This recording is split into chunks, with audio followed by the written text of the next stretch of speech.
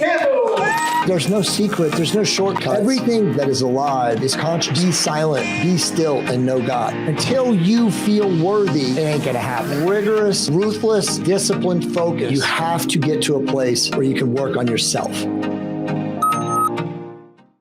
If you are looking to live at the tip of the spear when it comes to health optimization, join my private membership group, fullyoptimizedhealth.com, and get the latest and greatest on hormone optimization, peptides, fitness, fat loss, and most importantly, raising your vibration. Again, go over to fullyoptimizedhealth.com and sign up today. Well, hello, ladies and gentlemen, wherever you may be around the world. I am Jay Campbell, and of course, you are watching the Jay Campbell podcast. And I'm very, very humbly honored, privileged, and excited today to be joined by a guy who's literally, I'm a fanboy of, Frederick Dodson. He doesn't really need any kind of introduction on this podcast because many of my audience knows who you are, but he has written 50 books, and his newest one, which I just ripped through in a week, it's actually only been out, 10 days now? What do you know about human harvesting and investigation of the alien-reptilian presence on Earth is profound. I just did a huge analysis of the book and a breakdown on Tuesday night to one of my private membership groups. And dude, it's an honor to have you on the podcast, man. Can I just, for people who don't know you, can you just share a little bit about your background real quick? First of all, thanks for having me. It's an honor for me to be here, wherever here is. I'm Fred Dodson. I've written about 50 books in different languages, 7 different languages. Most of these books were on consciousness and success and all the soft topics. I've been meaning to write about reptilians for 30 years, but never felt safe to do so until now. Now it kind of feels harmless and safe. It did not even just 5 years ago. It certainly didn't 30 years ago, because 30 years ago, I was a young kid who wanted to be successful and have a good career, which I did have. And if you start writing about reptilians, that might interfere with a so-called successful career. So I figured that after I make all the money I wanted to make, after I'm a millionaire, I can write about whatever I want. Right. And here we are. All right. Well, I mean, again, your book is profound. And by the way, just so you know, I've read your consciousness books, of course, too. Your manifesting book, I've probably given that book to so many people. Actually, it has not been returned, the last person that has it, but I messaged them the other day and they were like, oh, yeah, I have it. Okay. So as I told you, I know we only have an hour, and I'd love for you to come back after this one because I know this one's going to knock it out of the park, but we're going to just kind of jump back and forth. So the first question is the one I asked you off the air, and you wanted me to ask it for the podcast. And I think it's obviously, super relevant, but in 2018, you wrote a book called The Pleiadians and Our Secret Destiny. Now I want to set this up. My audience knows this, but for the record, I'm very familiar with the Pleiadians, and I've read as much as I could possibly get. As you said, there's a lot of new age spiritual mumbo jumbo, and then there's not a lot of real, hard, what I would call scientific reference or information available. So you kind of really have to siphon through what's available. But the Barbara Marciniak books, even though that was channeled information and Barbara's an interesting person of herself, there was a lot of stuff I got from that. And after a lot of meditation and sitting in stillness, listening to that, or just kind of going through my mind after I downloaded the information in the book. Once I read your book, I was blown away because there's just so much that cross-related. But was there a reason that you wouldn't talk about that reptilian/serpentine influence of this planet then versus now? I know that you're saying 5 years ago you couldn't do it, but like now, the reason for you feeling more comfortable, is it because you feel like the battle has been won? And you could talk about what the battle is for the audience that doesn't know. I sort of feel like the threat is greatly reduced and the evil influence is scattered and scrambling and trying to reform. They don't know what hit them. That's what I feel like. Sure. I feel there's been a battle for the last 7+ years, actually for the last 1,000 couple of years, but sure. It's intensified in the last years. I hinted at it in the Pleiades book, but I didn't have the courage to outright come out and say it. And the the battle's not won, but we're in a good place, a much better place. Is that your view too? I agree. I agree. It's interesting because I feel like we've been psyoped so hard since 2016 with the election, when the queen, the queen reptilian herself was overthrown or overcome or whatever happened with Trump and all of that stuff. But now you see what's at the end of the Trump administration. We almost can't. I don't know if we have to speak in veiled secrecy like we did at the last 3 years or whatever with specific words.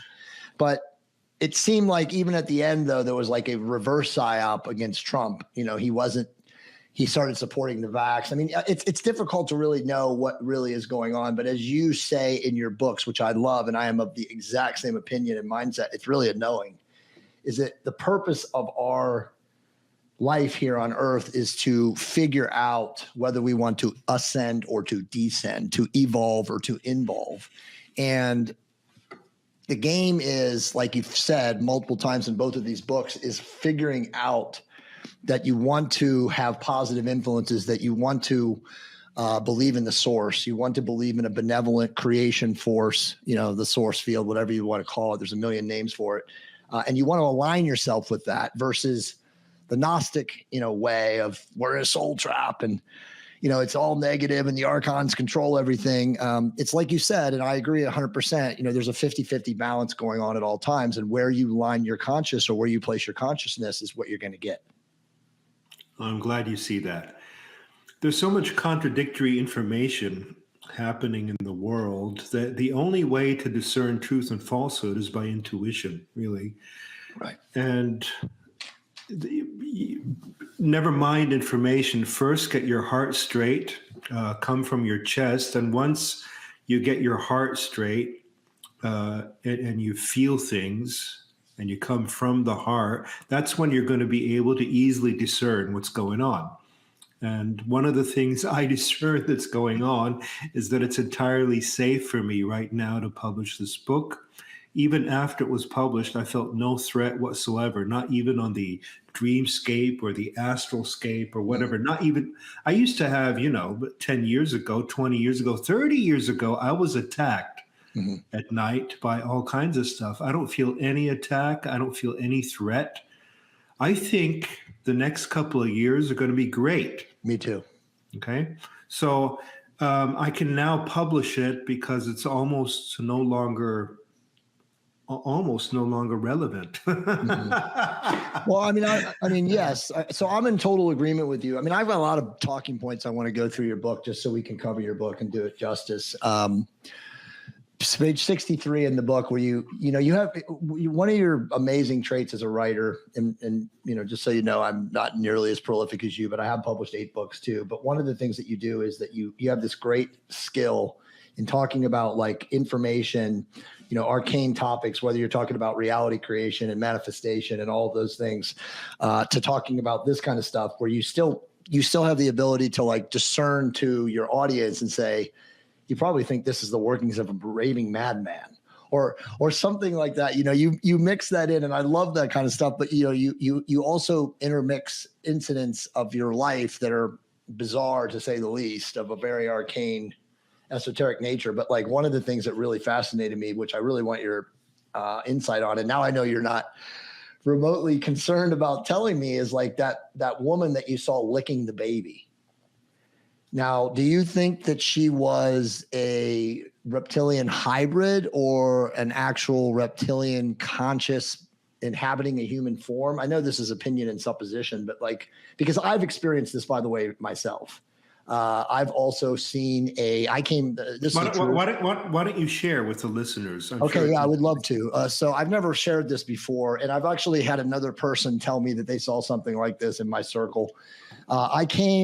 I was flying on a flight from Albuquerque, New Mexico to Las Vegas. This is in the late 2000s. I want to say it was 2007 or 2008. I think it was in the early part of 2008.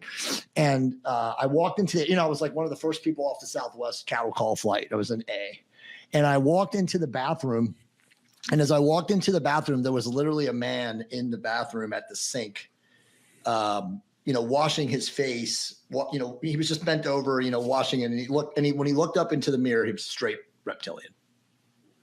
Like it was a dusk flight, and I had to, because when you see these kind of things, you kind of are like shocked a little bit. There's a shock value, and so I kind of like closed my eyes and reopened it again, and then his face went back to human, and I was like, oh, it's nothing. So then I went to the bathroom, and just stood at the urinal and did my thing. And then when I came back, he was standing there at the door, staring back at me as a reptilian. Like literally, like, what are you going to do about it? and I didn't flinch. I'm a pretty brave, courageous dude. I mean, obviously I'm a big guy, but I was definitely in a place of like, what in the hell is going on? Like, it didn't make any threatening overtures at me, but it was kind of like looking at me like, I'm letting you know what's up. What are you going to do about it? And so I stood there. I didn't do anything. I just kind of looked at him and just kind of was like, again, you're in shock. And then he just turned and walked out. Now, I could have chased him, but what would it matter, right? What are you going to do about it? Yeah. Right. It's a huge airport. And at that point, actually, as he walked out, all the people started coming in, because it was a big flight. There was probably about 280 people on it. So, about 20 or 30 men were coming in. But so anyway, I've been involved in similar situations. You also had the story of the rotting smell. But like, just your opinion, like, do you have any idea what it was? I think I say in the book, I have no idea what it was. All I know is that there's stuff going on and we need to inquire what's going on. All of us need to work together and take a look at our immediate community, not at the Vatican or the Buckingham Palace, but at our immediate community. What is going on here? Okay. Not at the Pentagon, but right here in our daycare centers, at the playground and wherever. Just look. Right. That's all I'm asking. That's really, is that too much asked? Right. No, for sure. Okay. So all the researchers that you covered in the book, they're all profound stories. I've read all their books. I remember as I emailed you, I told you, we have very similar backgrounds. I'm a little bit older than you, a couple of years, but I read all the same books that you did. And at the same times I was like, how do you go anywhere with this? This isn't coffee conversation. No one in my families is awake and aware. I'm sure you say similar things. I feel like we're kind of like star-seeded beings from, probably the Pleiadians or something like that anyway. And we're coming in here to help people wake up. I mean, that's a whole nother conversation for another podcast. But Susan Reed, Kathy O'Brien, Arizona Wilder, and James Bartley, of those 4 investigators / researchers, authors, like, what story to you was the most fascinating? Did you mention the one, Susan Reed? Did you mention her? Susan Reed, yeah. Yeah, that was the most fascinating because it turned out to be true much later, whereas at the time, people thought it's idiotic, because there's this guy, John of God. Everybody loves him. He's on the front cover of Kindred magazine. Yep. He's loved by all the New Agers. John of God is great. And here's this obscure, self-published author with a book with really horrible grammar, saying John of God is a bad guy. He's a reptilian. He does baby farming and all that. Right. And when I read the book, I thought, this is garbage, and I actually threw it away. Okay, and then much later, I see on the news that John of God is arrested. Yeah. I thought, wait a minute. What is he arrested for? Wait a minute. Oh, this guy's connected to Abramovich. Okay, that goes back to Pizzagate. Okay, sure. This guy's connected to Oprah. That goes back to Jeffrey Epstein. Okay, right. and you just connect the dots, and you're like, I need to revisit that book, and I did repurchase that book, and I read the whole thing with a much more interest. Right? A book I dismissed as garbage, I threw it away, suddenly became relevant. And that's going to happen a lot in the future with a lot of authors and people we have dismissed. So it's interesting because you have like this, kind of overarching background narrative of like, again, you're same as me, teenage years, watching V or you were 11 watching V. Nobody in my family was awake enough to understand what was going on in V. I was the same way, dude. I couldn't even eat on the days that V was on. So it's like we share this like overarching connection to this quote unquote serpentine reptilian presence on the planet. That, like you said in the book, the truth, the only thing that's true, Dad.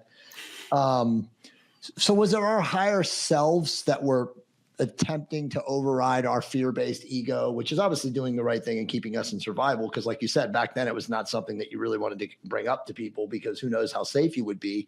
But was it just our higher selves just like homing in on like what was important even then, even though we were ignoring it? Oh, that's what I say in the book. That's what I think. Yeah, it has to be.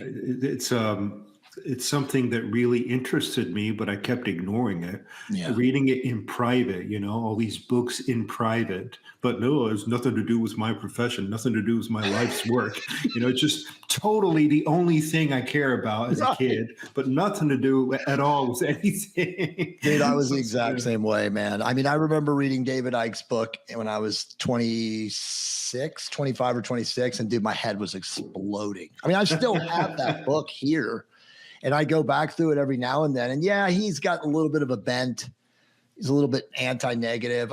It's amazing and credit to him now. I don't know if you've read any like last 2 or 3 of his books, but his books are all about love now. They're all about unconditional love. It's actually unreal. Like he's had this dramatic shift.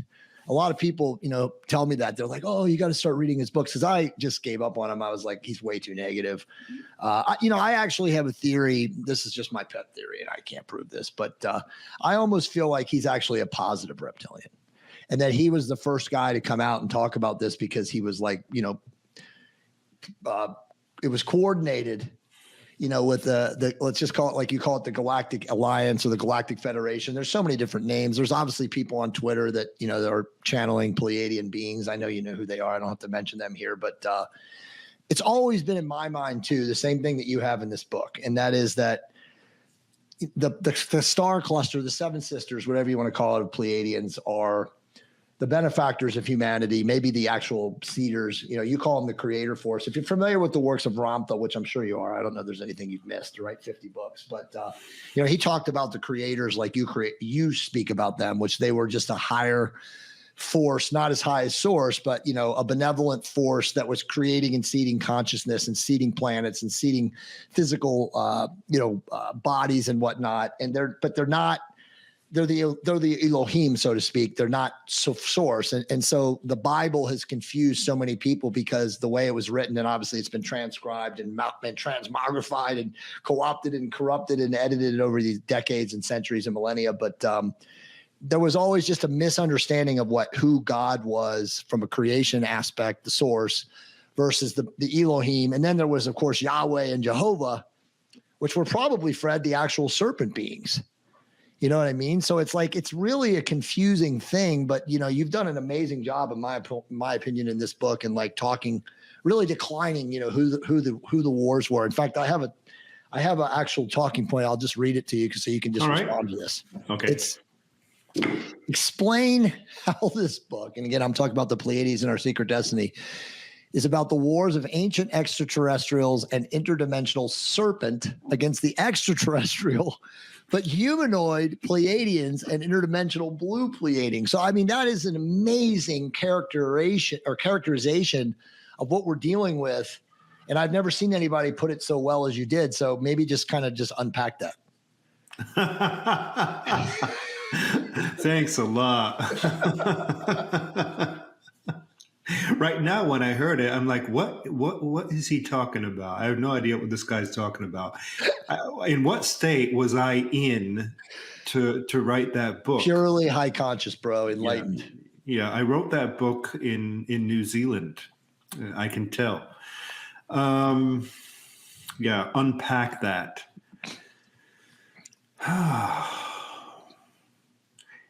People always try to define who's who and who's on which side. And is that a positive reptilian, a negative reptilian, positive Pleiadian? I don't know. Honestly, I don't know. What I do know for sure, we need to stick to, if things get too confusing, we need to stick to the heart. Yes. and to feel things from the chest. And I know for sure that the Pleiades have been a positive force and influence, and that these blue beings that I met were a positive force and influence. And people were like, yeah, but Fred, they could be deceiving you. And that's not how reality works at all. Right. Okay. It's like you see an infant or a really cute cat. This cute cat could be deceiving you. This infant could be deceiving you. That is not how things work. Right. There's the mind, which says this could be deceiving you, that could be deceiving you. And there's the heart, which can discern truth and falsehood. Right. So before we even go anywhere, we need to talk about truth versus falsehood. If we had training on that for all people on earth, what a beautiful world it would be. That's right. Are you currently suffering from a testosterone deficiency? Are you already using therapeutic testosterone? If you are, go to totdecoded.com/10-questions and find out the top 10 questions you need to be asking your doctor about therapeutic testosterone. These are critical questions to ask your doctor. If they can't answer them, you need to find another doctor.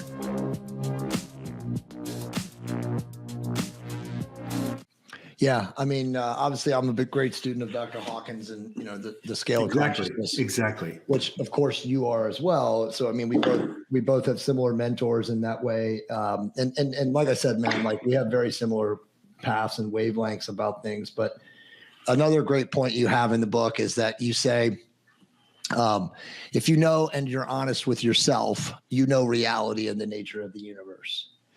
This will allow you to see the truth. It is your own integrity that reveals the mystery of life to you.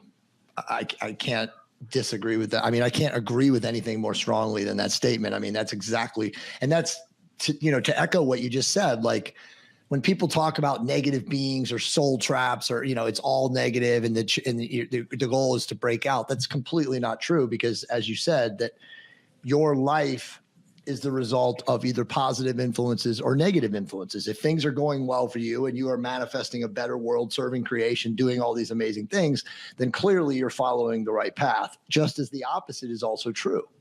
Yeah, you need to look at a person's life as it is. You need to visit the person at their place. I mean, people would be so surprised. You got all these, that's the problem with online and with Zoom and with social media. Okay. Right. You got all these influences of people. If you were to visit them at home, you would be so surprised at some of their real lives, what they smell like and look like. And sometimes you wouldn't like it and you'd be shocked. You'd be like, I've been following this person, okay, for 20 plus years, but the reality is much different than the impression they made. And that's really the problem with this whole online thing. And that's why we need to take back our real life.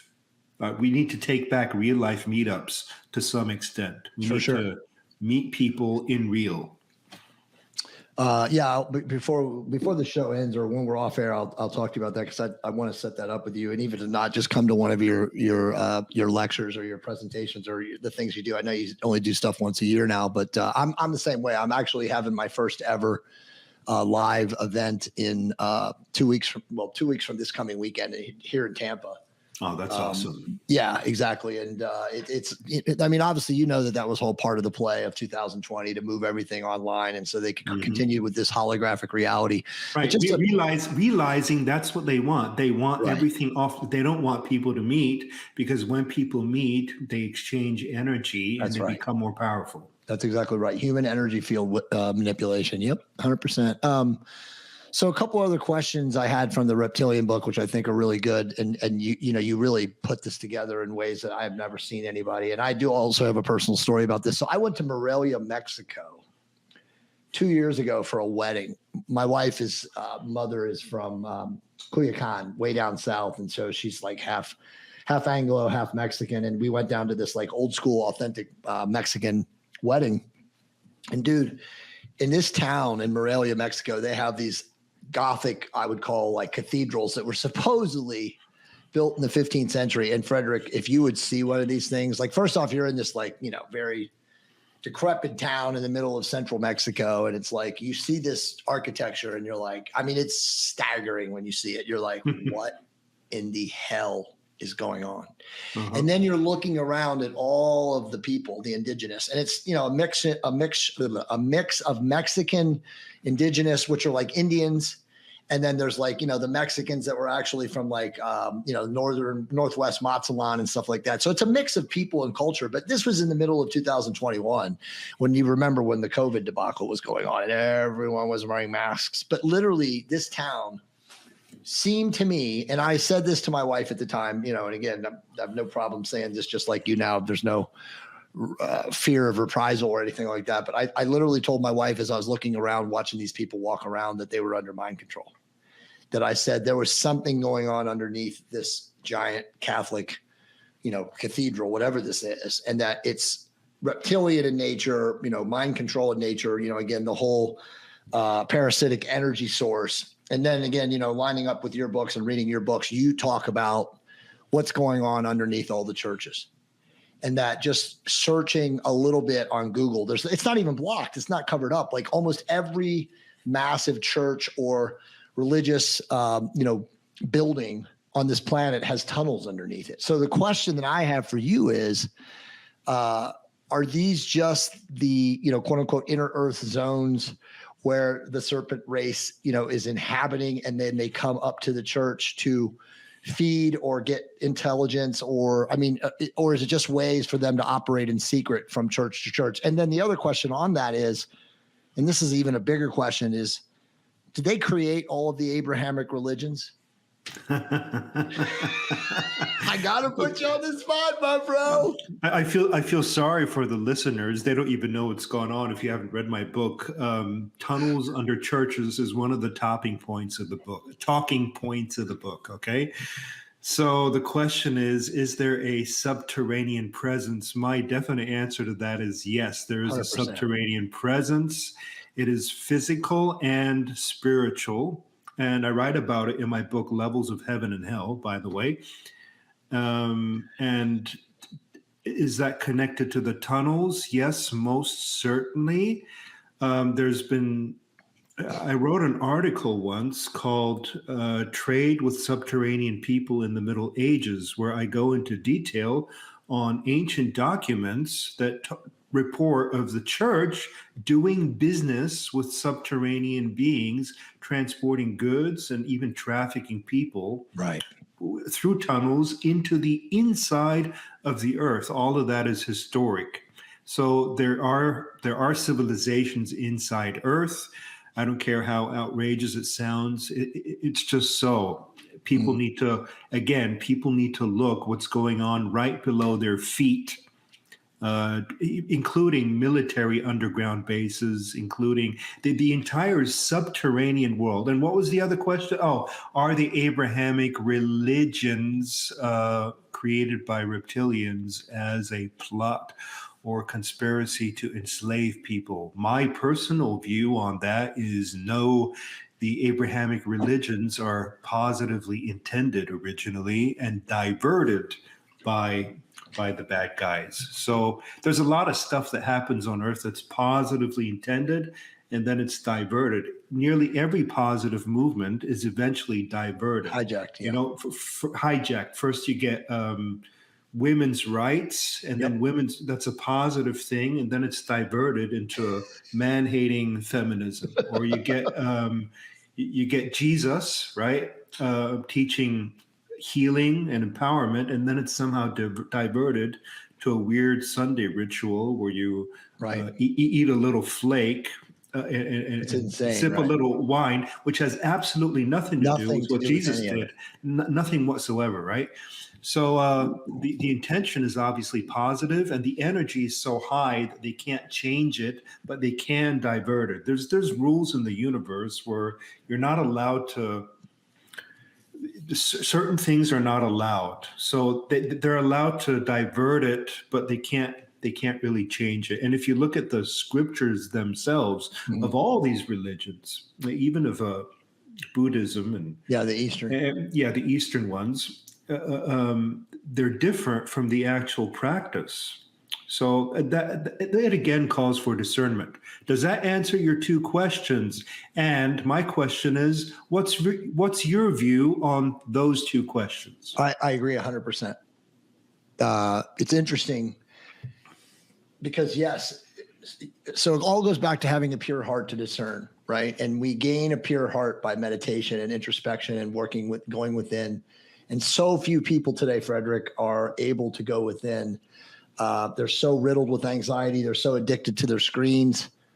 You know, the drunk monkey mind is constantly it's just nonstop chatter, and they just cannot attain stillness. And, you know, I always tell people, like, it's not about sitting in the lotus position and, you know, going into 2 hours of deep meditation. I mean, if you can, that's amazing. But, you know, it's just being able to become introspective, contemplative, sitting in nature. I mean, obviously just sitting in nature is amazing. I mean, I learned, you know, from the Barbara Marciniak books probably 10 years ago that if one just goes into nature with no technology and nothing, no intention other than just to listen and observe, that the birds singing and chirping and doing their thing will actually change their tonality. Because again, as you know, we're all one, we're all connected, to calm your central nervous system. And very few people know that. And I've been telling people that for years now. And I say, hey, you think it's woo woo, whatever, then go try it yourself and see what happens. But you have to go to a place where you literally are not looking at your phone or doing something else or having on Bluetooth heads, you know, and truly listen to the birds, or, you know, listen to the sounds of nature and watch what happens. But it's a fact. I mean, I've done it myself numerous times, more than 10 times in my life, but I've had plenty of people that have done it, and they all come back to me and they say, oh my God. It's interesting. It's interesting you say, Sue, because one of the major reasons we are moving right as we speak, we're packing up, stuff is being packed, is because we miss the sound of birds. Yeah. We used to wake up in the morning and there were birds all over the place. And ever since we live here in Florida, we don't hear them. I don't know why, but it's weird to us. And it's like there's something swampy going on, reptilian, alligatory going on. So we want to hear the birds. Listen, man, if there's a place that is a fortress for them, it's the USA now. I mean, let's face it. I mean, they control everything here. It was very difficult for me to come back from Mexico. Mexico is not without its problems. There's massive corruption there in the government. But, man, the air is clearer. There's no spraying in the skies. All the food in Mexico is farm to table. It's all organic. You don't taste any chemicals. The United States is like right now, I would say, you know, just as you said in the book, Atlantis fell. It's almost like Atlantis, obviously the new Atlantis was designed in the same way, to become this gigantic technocratic, obviously it's a global power, obviously as a military arm, but this giant technocratic society that's controlled by, technological overlords. And that's kind of where it's at now. But, it's I don't know where it's going, Frederick. I mean, we could probably even ask her or just discuss that, but to me, eventually we'll have to break free of the technology that, there'll have to be groups of us. And again, maybe we could talk about ascension. I would like to get what your definition of ascension is, because you write about it in all your books. And obviously I believe in it too. But without that being some sort of a shift, I would see people like us who want to preserve humanity, because I know you're also anti-transhumanism, and you have a really good explanation of what transhumanism is in your books. But I see us having to break off from this, like living in almost colonies or communes or places like that, where we all, reinvest into our human, clairsentient, clairaudient, telekinetic, telepathic powers that you and I know we have, that we've just chosen to forget because we've adopted the reptilian stuff. And if we just eventually break completely free of it, which I think we have to, if they do create a social credit system and take people like me and you and say, oh no, you guys are persona non grata. You can't receive money anymore. I mean, I'm not saying that will happen, but that's what they keep trying to instill. Maybe we will have to break off and create our own societies, and maybe really, really, truly rebuild a Lemuria. Yeah, if that happens, I'm going to pull the plug. Yeah. I prefer it not to happen. I prefer to believe that there's enough people awake I prefer to believe there's a pushback. There has been a pushback, actually, massive pushback. If we hadn't pushed back, we'd be on our next dose of COVID and vaccines right now. Okay, Right. had we not pushed back, there's been endless lawsuits that we've won. Yep. So good things are happening, but you know how people tend to get complacent. And I guarantee you, if we get apathetic and complacent again, they'll be right back. They're like they're subterranean. They go into hiding for a while, and they're like, Right. okay, people are complacent again. Let's go back up and give it another try, give it another go. You know, the New World Order, the whole social credit system. That's what they want. And we're more powerful than them, infinitely more powerful than them. Totally. It is through our own complacency that these things are going to happen. Do we have to give up tech? I don't know. I think there's a better technology. I think this technology we have is set up to surveil and data mine and control. Totally. 100% agreement. I mean, all you have to do is work with very high level technology people, which I'm blessed to connect with, and they can show you how everything goes back to one node. You know, even like guys like you and me, you know, in our worlds now and stuff like that. Like if the payment processors decide that they're not going to pay Frederick and Jay anymore, you know, there's alternative people out there, right? But like when you really look into those guys, they all still go back to this. Yeah, exactly. They got one payment node, right? So you're right. I mean, all we can do is manifest a better reality and continue to lead by example and project this kind of information into the ether now, because as you said, it seems a lot safer. I mean, I truly feel that there is not going to be repercussion or reprisal for me to put this, you know, this message out there. Clearly you felt the same by putting the book out there.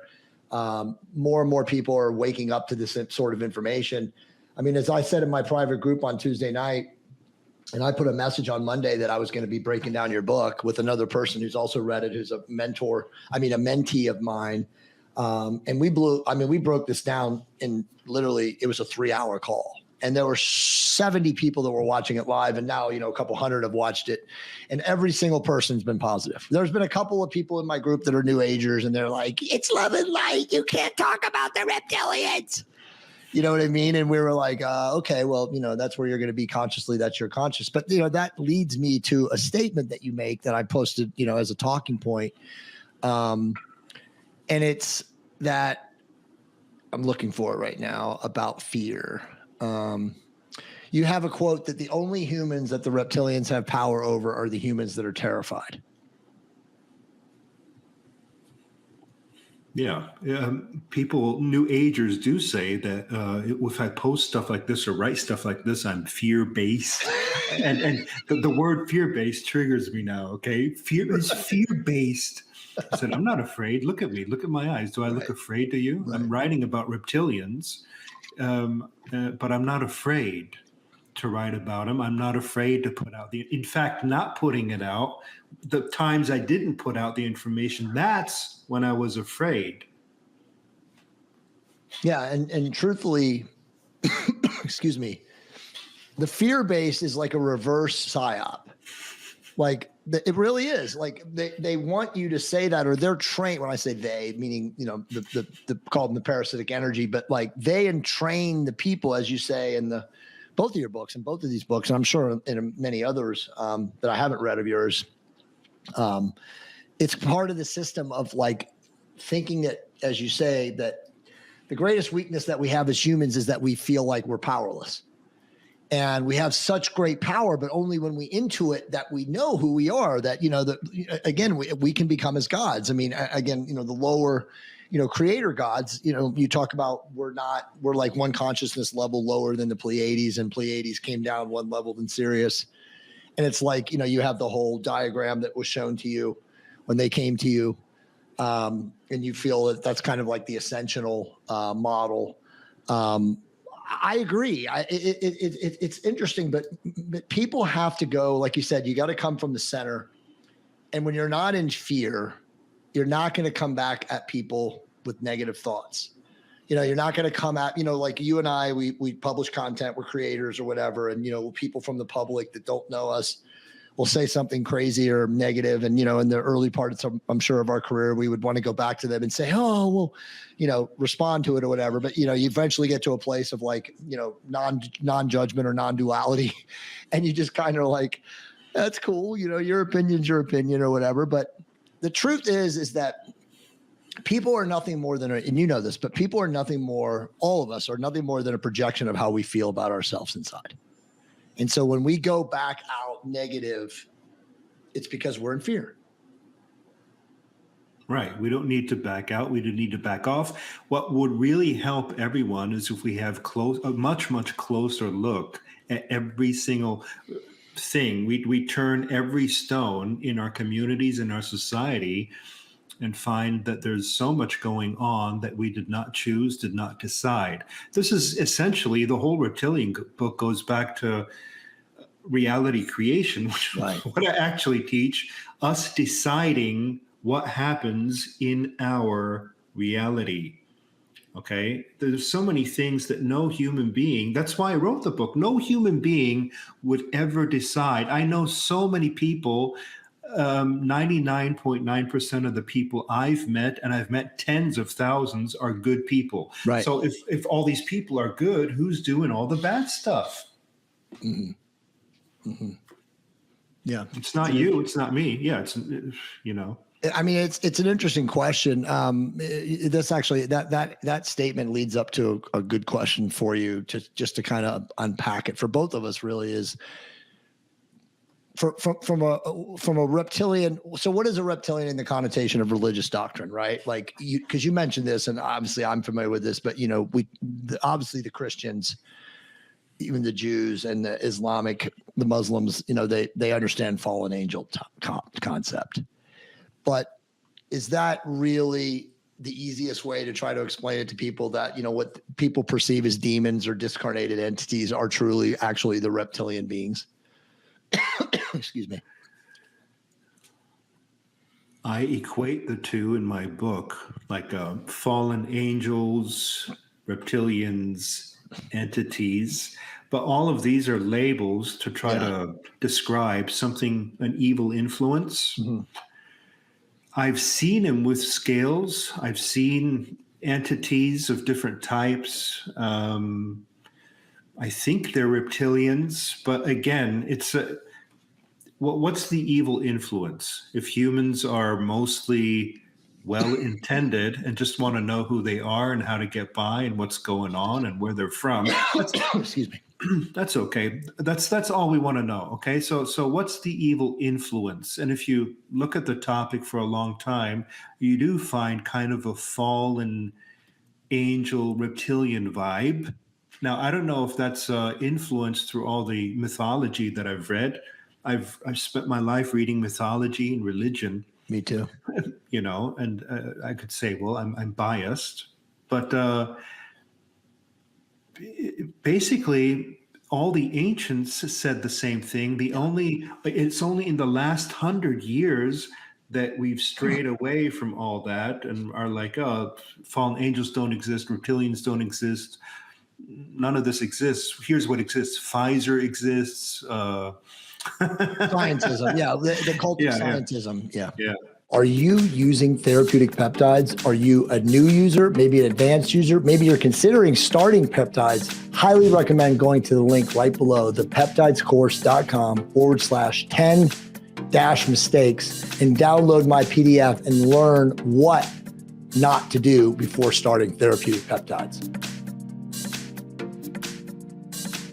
Yeah. So this is nothing new. The reptilian stuff is nothing new. It's only in the last 100 years that we've been told that this is the science, and the science is the universe is pointless. Everything's a coincidence, which is total garbage, basically. Well, what's crazy about that is, yes, and it's very obvious to me, as it is you, that this call them the parasitic entity, the serpent race, whatever you want to call them, demons, reptilians, whatever. The negative influence. They are, as you said, and again, very, very well elucidated and explained And like I said, I have like 40 pages to get through the end of the book, but I'm pretty good. I'm pretty confident. I know where you're going with it. There's been many interruptions of the reptilians. Like you said, they hide in waiting.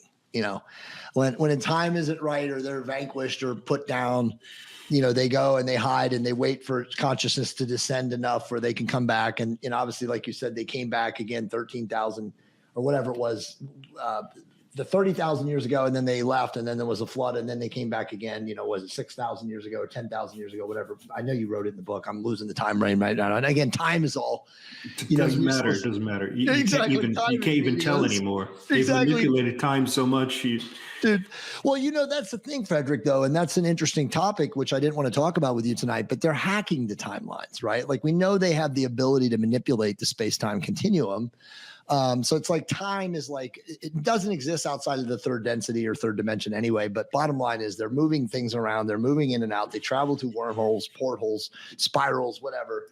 But what's weird is that they have, getting back to what you were saying, they have started to delete history. As you know, young children now today don't even learn anything about World War II. They don't learn anything about World War I. There's nothing even about Vietnam. Like everything just picks up now, I think, like 2000. Like if you're a kid now in school, history is going back to 2000. I'm not kidding you. I have a 15 and 13-year-old daughter. They learn nothing. Some people don't even know about 9/11. Right. So they're eradicating history for a purpose.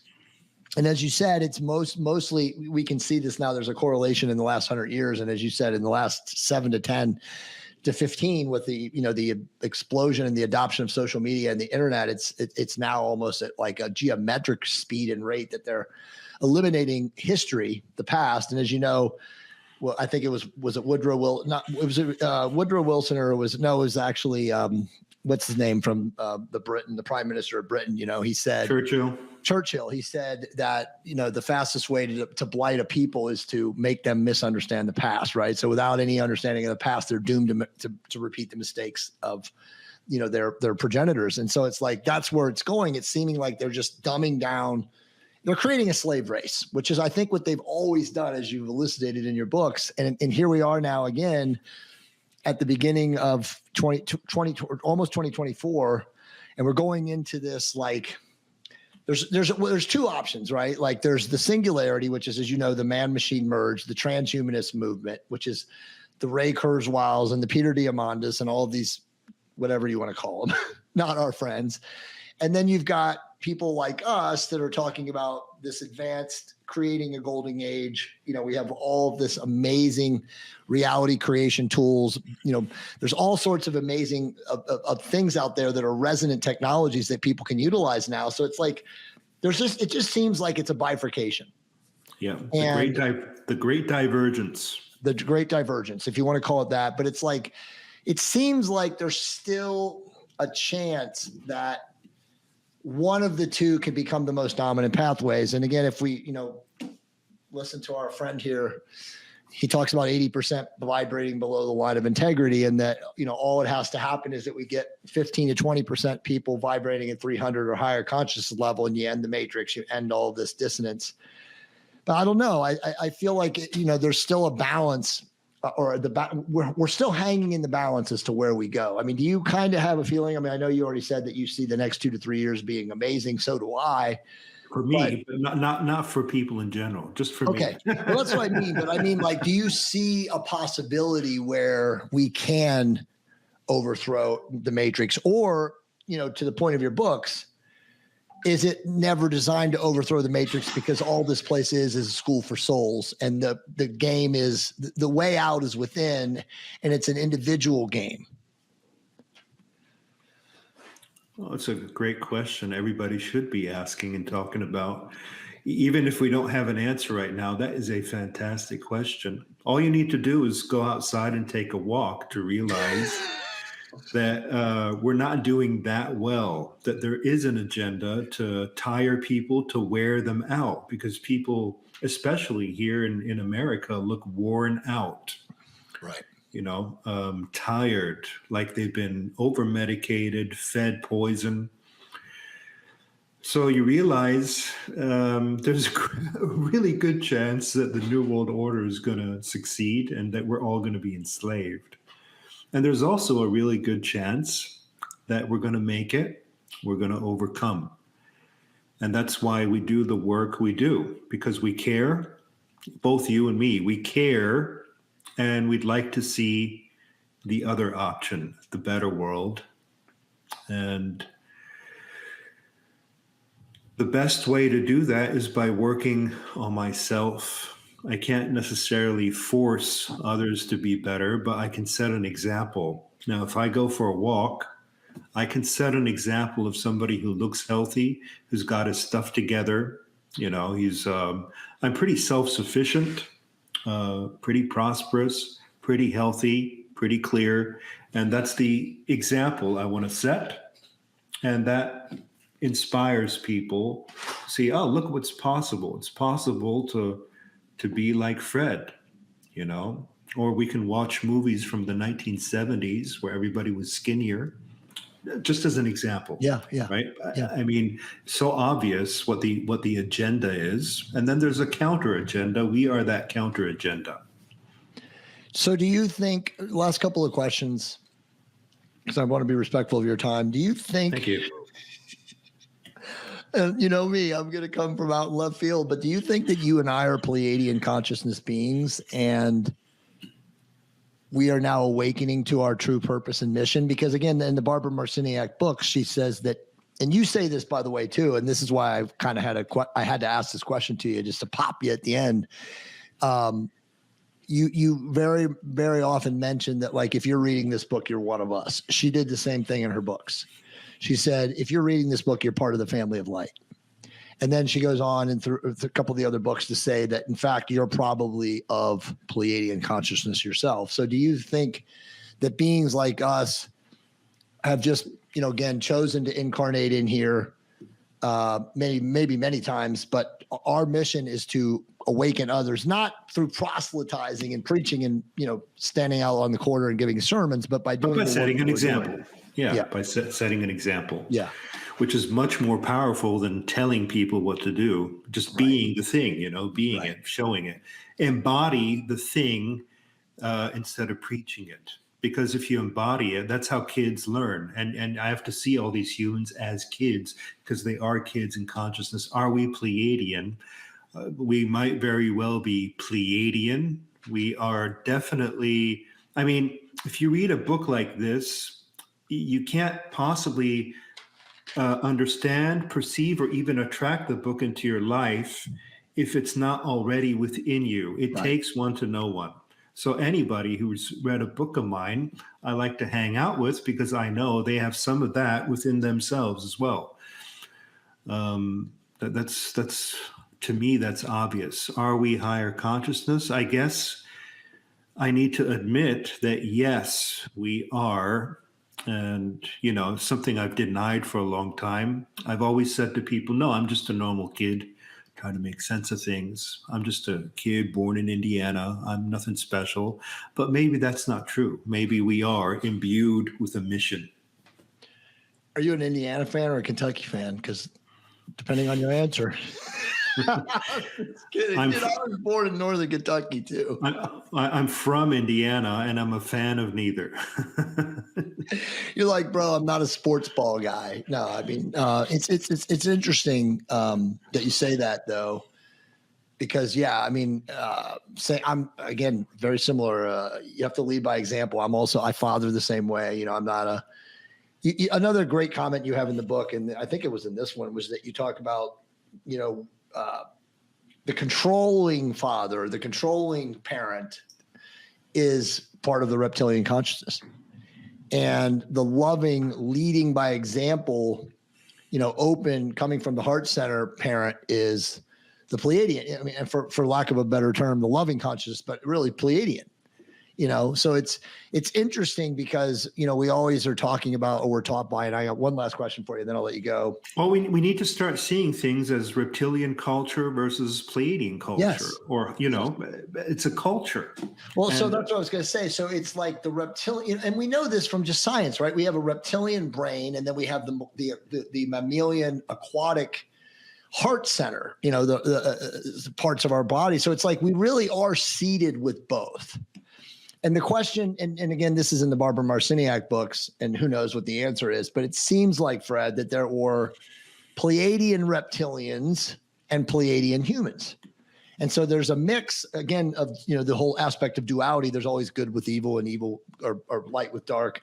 There's got to be a mixture of both. And so I feel like really our goal here, and this goes to the last question of you or to you, and again, this is an overarching theme in all of your books, and I'm in total agreement with this, by the way, that the reason there's negative entities here, negative reptilians or parasitic or archontic influences, is because this is a school for souls. This is as I always say, like one of our purposes here as spiritual energy beings inhabiting physical avatar bodies is to evolve and grow the soul. And if we didn't have the negative influences, however they are, whoever they are, we wouldn't be able to evolve. And you make that awesome point that says, like, well, what would be the value of not growing, in earth density if there was no negative influences? Yeah, it's adventurous. And I love it. Even as a kid, when I watched V, I loved the show, as negative as it was, because you get to be the hero. Right. You get to grow. The hero who sees through their schemes. You need to be so much. You need to be a detective. You need to be a good father. They force you, the so-called evil forces you to be a good father, a good detective, a good researcher, a good writer. That's where self-improvement comes from, through I'm not saying it only comes through the negative, but the evil forces you to choose who you are and which way you want to grow, whether you want to be your animal self and succumb or your angel self. That's right. That's exactly right. The reptilian consciousness or the angel consciousness. All right. So last question. It's the same to all this. It's, we know that the earth is, if we assume the earth is a place for lower consciousness beings, all of us to incarnate and then to learn and grow from their mistakes. What do you think ascension is? Like, ultimately, is it transcendental graduation, moving from a higher plane of density, say third to fourth to fifth to sixth or something? Or is it something beyond that, where it's actually you've reached a level of progress where you don't have to incarnate in the third dimension anymore? These are some good questions. What is ascension? Great questions. Fantastic questions. Good podcast, I gotta say. What is ascension? Is individual and collective. Individually, it's becoming a step-by-step better version of you, stronger, clearer, more aware, more healthy, more energy. And collectively, ascension is taking back a planet that was given to us according to the Abrahamic religions, given to us to attend to, taking it back through the points that I mentioned in my book, which are lawfare, citizen journalism, small business, parallel economy. That's ascension on a collective scale. So there's individual ascension that can always happen, fortunately, and collective ascension is a mixed bag. Yeah. So you don't see. I could keep you here all day, and I promise I'm going to stop. But like you mean like different dimensions? Absolutely, but that's for much later. Yeah. Absolutely. There's I think this Earth thing is just a short stop. We've become kind of stuck in this Earth thing. Sure. It's just a short stop on what was supposed to be a much longer journey. Mm-hmm. Mm-hmm. So do you think people like us, and there are many now, consciously, when our physical body expires in this current time and place, or this incarnation of space-time, are we going somewhere else? Because the interesting question is, or bigger question is, do people like us, because of who we are, come back to continue to lead, inspire, create? I don't know. but I do know that it pays. Yeah, well, it pays off. What I do know, though, is I got to look at what I do know. Okay, I don't know that, but I do know that it pays off to be aware when you die, to have enough energy and awareness so that you don't make any mistakes in the afterlife. Yeah. Yeah. That's what I want. I want to die in full consciousness and calm, not oh my God, what's going on? Oh, but clear. The reptilian mind control must continue. Yeah. No, I got you, man. Bro, this has been absolutely phenomenal. Let me throw your stuff up here real quick here. So guys and gals, support the amazing people that come on this podcast. I mean, this is definitely one of my best podcasts for sure. We talked about some questions that very few people really want to traverse and discuss. But realitycreation.org. I mean, guys and gals, honestly, like his books are profound. He has 50 of them. There's not one that is bad. As I tell people, you're like one of the great scholars of all of humanity. I don't want to rank you in any timeline or whatever that. And again, you're awake and aware. And a lot of scholars are, or quote unquote academics are not. And you're definitely one of those people. And then also you can follow him on Twitter, which is really weird, which proves why social media is bad, that they were blocking me and you from finding each other on Twitter, which is absolutely insane, because I had absolutely no idea that you're on Twitter. And I've been putting out resident messages on Twitter for like 3 or 4 years and completely shadow banned, suppressed, just like you. And so when I found you the other day on Twitter, it was like, no way. Like, how is he on Twitter? And I don't know him. But that's how it works, right? Like, they're not going to let you know. I keep hearing that story. I didn't know you were on Twitter. I didn't even know you had a YouTube account. When I looked for you on YouTube, I didn't find you. I didn't know you wrote. Wow, I didn't. There's one guy who recently said, I didn't know you wrote 2 follow-ups to your book, Levels of Energy. Yeah. That's crazy. They have the power to somehow feed content to people and block out everything else.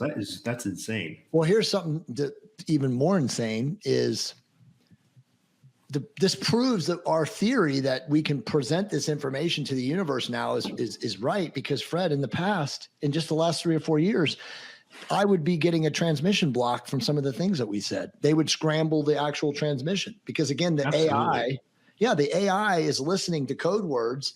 And so when they hear stuff, even this isn't live, this is just me and you recorded before we publish it live, but they would scramble the transmission all the time. Something's changed. I agree. Absolutely. Yeah. So it's amazing, man. Well, listen, man, I'm so grateful to have you on here today. I hope that we can do this again when the time permits. I wish you well in your travels. I hope that you and I can connect before you do leave. So let me just say again, ladies and gentlemen, support the amazing folks that come on the Jay Campbell podcast.